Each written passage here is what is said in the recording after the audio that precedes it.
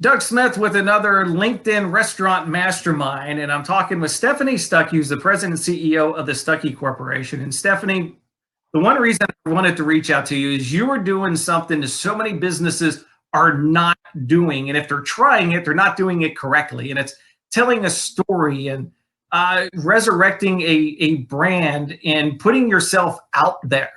And those are the type of questions that I want to ask. But, first and foremost, Stuckey's, if people are not familiar, an iconic brand, roadside brand from the 30s through the 70s, bought out by a corporation, kind of ran it into the ground. Your dad bought it back, resurrected it. You've been president CEO for a year now. So halfway in, then COVID hits. But as you look back, what has been your inspiration in the past year of leading the company to try to lead it back and resurrect it? Have you pulled from the past? Are you getting ideas from other people, other industries to try to help create your blueprint? Well, first of all, Doug, thank you for having me. I'm super excited. It's my first time doing this format, and where I get my inspirations from people like you. I'm just pulling information from everywhere. I'm like a sponge and just trying to discern what's relevant for the direction in which I want to lead Stuckey's. But I also am taking a serious backwards look and really understanding where we came from. One of the most exciting things about taking over the company, which our path is very different. I will say that about Stuckey's. What I think makes us unique among nostalgic brands is so many brands that we knew and loved growing up. And I'm talking about people of a certain era, sort of my era in the 70s and 80s.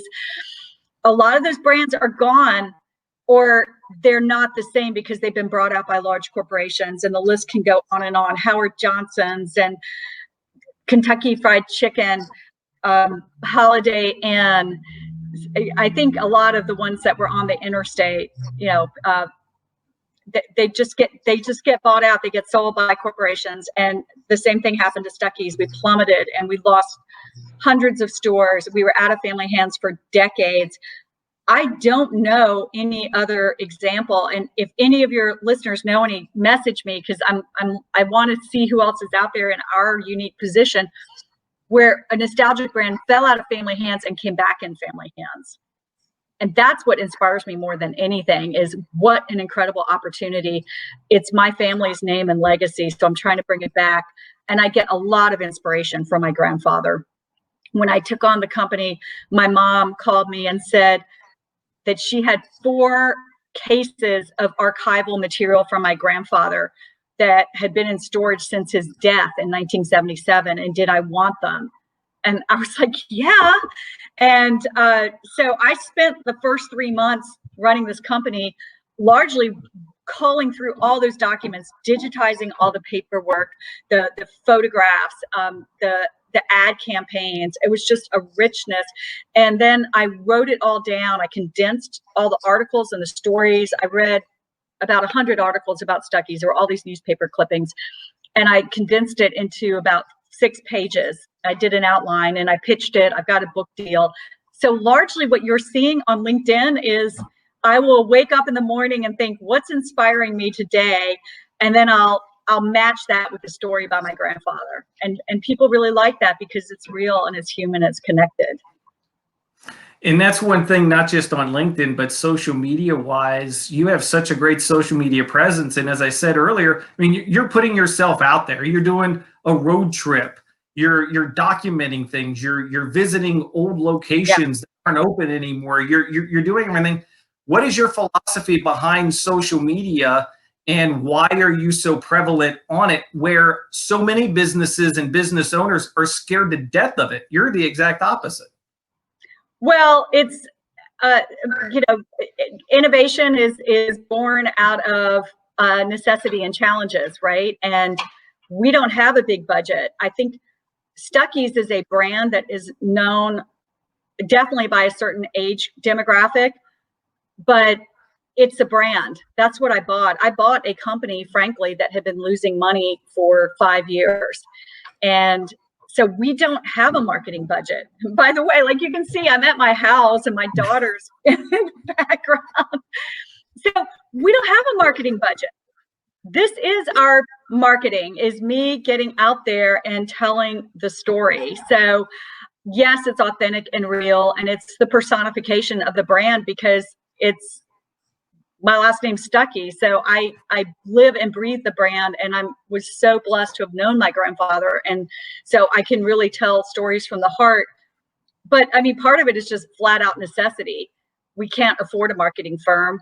But the other is, I think now is our time. If you are an entrepreneur and you're small and you don't have a big budget, I would not feel discouraged. I would say use that as your advantage. We're real. All right. So maybe I don't have a big marketing firm, but what I have is a story, and I can make connections. And I think people right now more than ever, when we're feeling very isolated, they're craving those connections. They can't afford to go to events, which frankly would be hard for Stuckeys to afford to go to. Trade shows are expensive for us. We go to about 2 a year when there's not a pandemic, but we can't afford 20 trade shows. We don't have a big staff to do the trade shows. I do the trade shows. I put the booth together. We're small. So marketing on social media is the way we can get our message out cost effectively. And I just put stories out there, and then I taught myself. I watched YouTube videos on how to run a social media campaign and how to read analytics, and doing the Google SEO myself. I'm buying ads myself. It's self-taught. And yeah, it'd be great to have a professional firm, but you can learn it. It's a learnable skill. What you just said kind of proves something that I've said for a while, and I get folks who argue with me. So I just want to get a clarification. My statement is social media right now is the great equalizer. Small Yes. can do things equal or better than the big guys. And a lot of times smaller companies do it better than the big guys. Is that a fair statement? I think it is. But I mean, come on, let's be real. Like some of the brands that I studied, and I study nostalgic brands. I absolutely love Converse sneakers. I wear my Converse almost every day. I love Levi's jeans. And both of those companies had amazing ad campaigns that were very professionally done that will just blow your mind. So yeah, there's definitely a place for having a creative team at your side. And I would love that. But you can come up with this stuff on your own. You really can. You can teach yourself. The one thing I can't do, and you do also have to recognize where you have your gaps and be very strategic where you do spend your money. I'm not a graphic designer, and I can't teach myself that. So I have a fabulous graphic designer, Mac Fraga. He's amazing. I just pay him on a consulting basis. I can't afford full-time staff, but I've actually got he designed our new log roll package, which I just think is beautiful. So, he designed, I'm shamelessly plugging Stuckey. Go I'm for wearing it. the t-shirt, I'm repping the brand. He did these mugs that I love the mugs. We just put these up on our website today. We're doing the website largely ourselves. It's WordPress. I wish it were Shopify, but one step at a time. But yeah, you can do this yourself. That's cool. There was a podcast you were on recently, and I listened to the other day. You had a quote, "Change is inevitable, growth is not." And I love that quote because I see what happened with COVID. There's a lot of business owners, they've never been through a downturn. They didn't own a business or a restaurant or anything back in 08 when the recession hit. They've never been through anything like this before, and it really caught them. It was like, whoa, wait a minute. They just thought the good times were going to keep rolling. And I heard that quote, and I'm like, man, I love that. I don't know if you came up with it or someone else did, but change is inevitable, growth is not. Can you explain how you utilize that belief in how you're going to grow the company? Yeah, so I actually heard that it's something similar to that quote on a podcast. And now I'm forgetting, I listen to a ton of podcasts, and whatever the original quote was, it was slightly different, and I was inspired by it. And if you're like, I'm sure a lot of people are like me, you get an idea, and I've got a note on my iPhone, and I'll write in when I get ideas for post. And that one came to me, and I was like, change is inevitable, growth is not. I just feel like that encapsulates what we're going through. And a lot of the inspiration for living that came from my grandfather. And I can give one example that's relevant because we're taping this on Veterans Day, but every day should be Veterans Day. So grateful for the people who serve in our armed forces and protect us.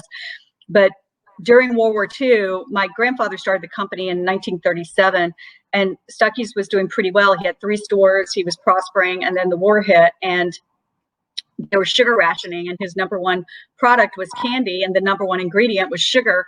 And he was really facing losing his company because he couldn't make candy. And then he started making candy for the troops.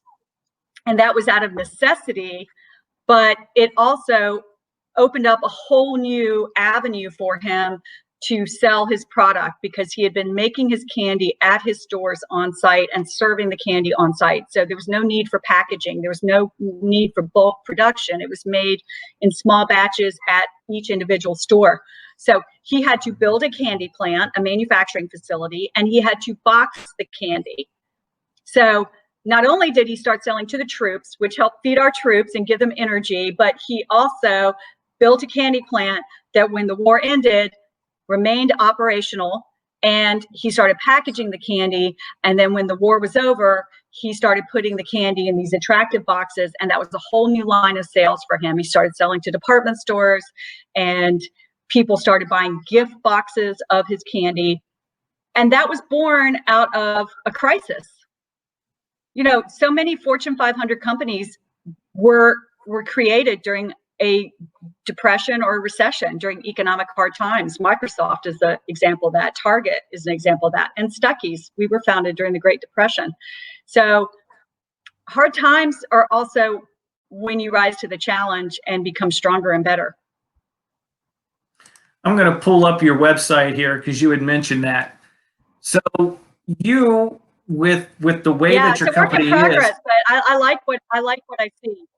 No, I like it because it's a mixture of what you're doing is like old school, new school, meaning roadside, where some people may, everyone's flying. Well, I just took my family down to Fort Walton Beach this summer, and we drove from Cincinnati down to Fort Walton. It's about 11 hours. We rented a big SUV. We hit the road, and we had a blast. And we're stopping at all the little roadside things and everything else. It was great. Yeah.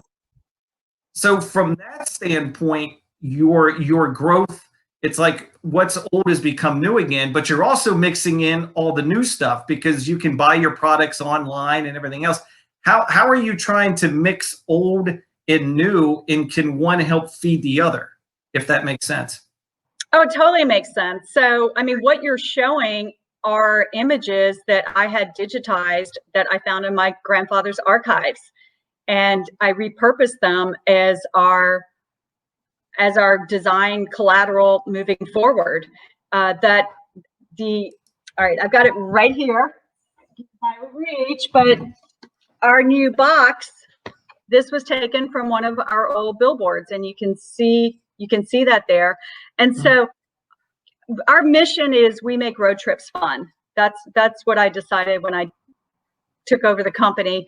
And so everything we do, even if you are not in a branded Stuckey's retail store, but you're at like a Ace Hardware sells our product. And that's been one way that we pivoted during COVID, is we looked at what retail operations are doing well during these hard times. And hardware stores are a great example. And we can't, right now, we're not at a scale where we can be in a large chain like a Walmart, but Ace Hardware is our independently owned and franchised. So that's a really good niche for us.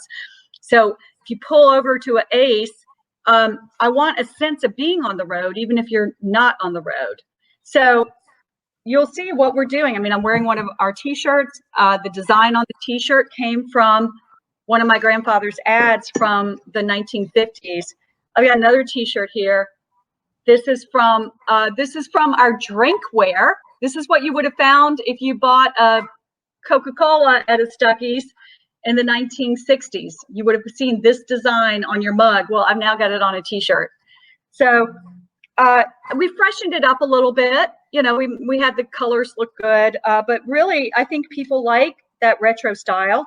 I've also hired artists to work on just a very limited basis to produce some original art that is reminiscent of Stuckey's original ad work, and we're putting those out. And I love that. I love partnering with artists and creative talent, and I'm really trying to be thoughtful about who our partners are.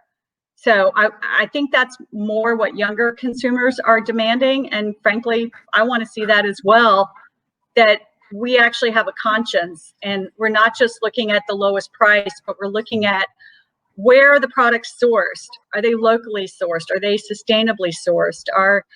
We try to get our pecans from local Georgia farmers. We've become Georgia certified.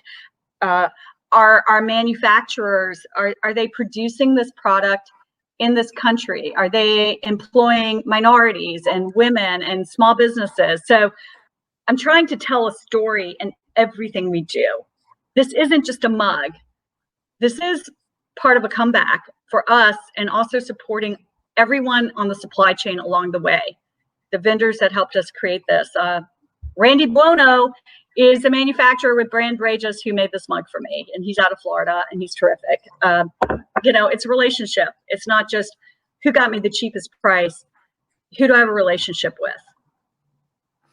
So someone's watching this right now and they're a business owner, operator, entrepreneur, whatever else, and they're hesitant to tell their story, to really get out front and be different. What would you tell somebody who said, man, Stephanie, that's great that you're doing that. That's not in my DNA to get out there and do that. I'm just going to hide back in the kitchen, or I'm going to go hide back in my office. I'm not going to put myself out there. What would you tell them?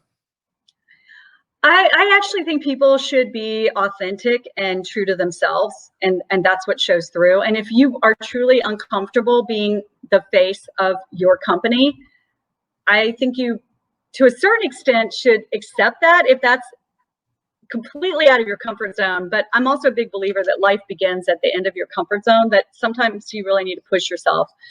That was sort of my mantra to myself when I was in politics. And I was absolutely terrified of debating and giving speeches, even though I'm an attorney. But there's something really terrifying about being in public and speaking. And, once you do it maybe a dozen times, it gets easier and it gets better. I remember the first time I tried a case, I literally did not think I could stand up and get in front of the jury. I was so nervous. My knees were buckling, but then you get used to it, you get better. So I guess I'd say first and foremost, give yourself give it a shot, get out of your comfort zone before you really decide this is just not you and it's not authentic. And if it's truly not you and it's not authentic, you really do need to identify someone in your team that can tell the story of the company and the brand, because people want to connect with people. So you got to figure that out in some way. What is the best way for you to communicate? Maybe you don't want to be on a podcast, or you don't want to be on a video, but maybe you're comfortable writing, and so you should be doing a blog. So I think it's really identifying your skill set and what's your strength. I will say on our team, my business partner occasionally likes to be out there, but he's happy to let me do most of the marketing. Our vice president absolutely does not want to be photographed. He doesn't want to be in a single social media post. I had one with him in it, and he was not happy with me. And actually that post got like 1,200 likes. And I was like, Jack, did you see this? And he's like, yeah, I saw it. So you Not just happy. accept, he doesn't want to be in the photos. He doesn't want to be in the post. Okay. That's not him. That's not his strength. Got it. Last question for you pertains to, it's more of a generic question, kind of like what I just asked you. What would be one point of interest you would tell somebody on, that was the social media end, but running business as a whole, trying to dig themselves out from, maybe they have a restaurant or a business strong, and now they're just hanging on, whether COVID or whether anything else, and they need to pull themselves up by the bootstraps and try to grow again. What would be a piece of advice that you would give to somebody to keep their head up, keep your eye on the prize, focus long term, and to keep plugging, what would be one nugget you would say? Diversify your revenue streams. And that's what happened to Stuckey's. And actually, I ran a nonprofit law firm before Stuckey's. And well, my immediate job before Stuckey's, I worked in sustainability, and I had been head of sustainability for City of Atlanta. But I at one point I ran a nonprofit, and we lost funding from one of our major donors that was about 20% of our budget. And that was devastating. That was right when I took over, and I had to very quickly find other sources of revenue. And I learned, like, moving forward, and the lessons I've learned throughout my career, even though I have not run a business before, in politics or in law and government, they're transferable. And diversifying your base is always a strategy for surviving hard times, whether it's economic hard times or whether it's social unrest. Just having a variety of resources upon which you depend for the stability of the organization is critical. And so with Stuckey's, when COVID hit, I learned we really did not have a strong web presence, and we had to right away. We have limited dollars, but I invested in getting our website looking better. But I also, our team learned how to update the website on our own so we could save some money, but still improve the website. We got on Amazon. We had not been on Amazon. We considerably ramped up our B2B retail sales component. We improved the look and displays of our stores, and we are very close to buying a manufacturing facility. We should close in a couple weeks. And so we're going to be in the manufacturing business, and we'll soon be in the fundraising business. We're about to acquire a fundraising operation. I merged with a healthy pecan snack line, and so we got out of just doing mostly candy to having a healthy line that will appeal to more diet conscious and health conscious consumers.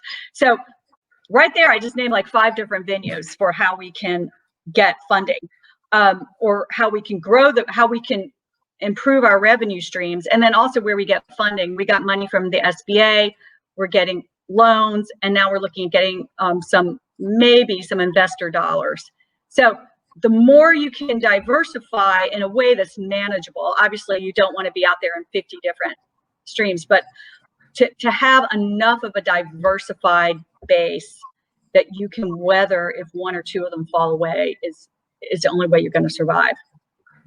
Great advice, great insight. And Stephanie, I certainly appreciate your time and the insights that you've given us about Stuckey's, how you were revitalizing the brand, and how you've grown and extended out and tried new things. And it's something that a lot of businesses and restaurant and hospitality people can learn from. And I hope people watch this and go, all right, she's got her stuff together. I'm going to try it. If they have any questions, is it okay for people via LinkedIn? Because that's where this will air. Can they reach out to you? Can they connect? Can they pick your brain? Absolutely. And I'll say I prefer comments to questions. So if you have comments for me, if you have feedback for me, I can learn from you as much as maybe you can learn from me. I'm still figuring it out myself. And I can't tell you how many times people have sent me messages on LinkedIn that were incredibly helpful. So either way, if you think I can be helpful, reach out. If you've got some thoughts on Stuckey's and how we can bring back the brand, please reach out. Sounds good. Stephanie, thank you so much for your time. I really do appreciate it. Thank you, Doug.